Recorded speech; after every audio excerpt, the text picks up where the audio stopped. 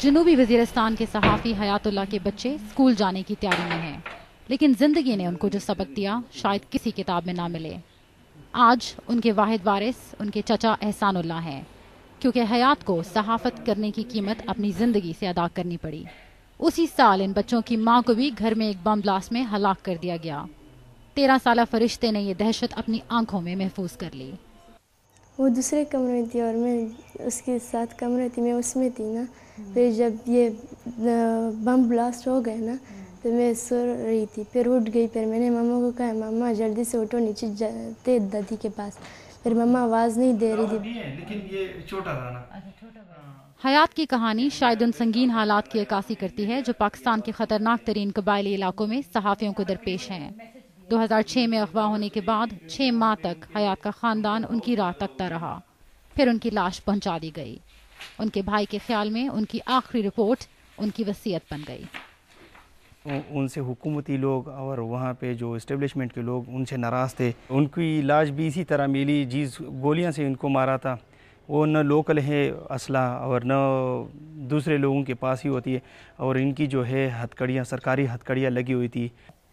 دوسری طرف tribal union of journalist کے سابق صدر صفدر داوڑ کافی سالوں سے قبائلی علاقوں کے صحافیوں کا المیہ دنیا تک پہنچانے کی کوشش کر رہے ہیں۔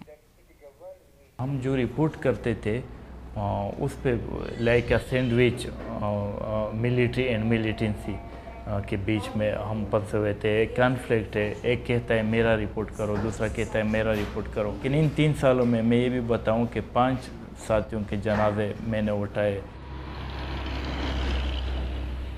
فاٹا میں ہونے والی جنگ کے فریقین کے دباؤ اور دھمکیوں کی وجہ سے بیشتر صحافی علاقہ ہی چھوڑ چکے ہیں۔ لحاظ خان ایک مقامی صحافی ہمیں شب قدر لے کر گئے، جہاں امریکی ریڈیو کے لیے کام کرنے والے مکرم خان نے محمد ایجنسی چھوڑ کر آسرا لینے کی ناکام کوشش کی تھی۔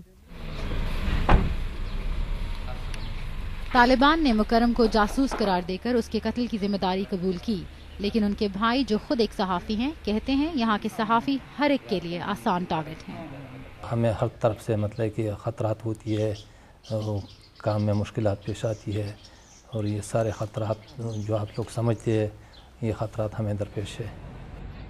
بین الاقوامی صحافتی تنظیموں کے مطابق جس جگہ سیکیورٹی کی صورتحال قابو میں نہ ہو وہاں آزاد صحافت ممکن ہی نہیں۔ جرنلزم میں اگر ایسی صورتحال میں آپ کام کر رہے ہیں تو نیچرلی آپ کا جو پیشہ ہے وہ اپنے شاید بنیادی اصول کو میٹ نہ کر سکتا ہو، اور اس وجہ سے پھر آپ کی رپورٹنگ جو ہے وہ اس طرح فیئر، آبجیکٹیو اور فری اور انڈیپینڈنٹ شاید نہ ہو۔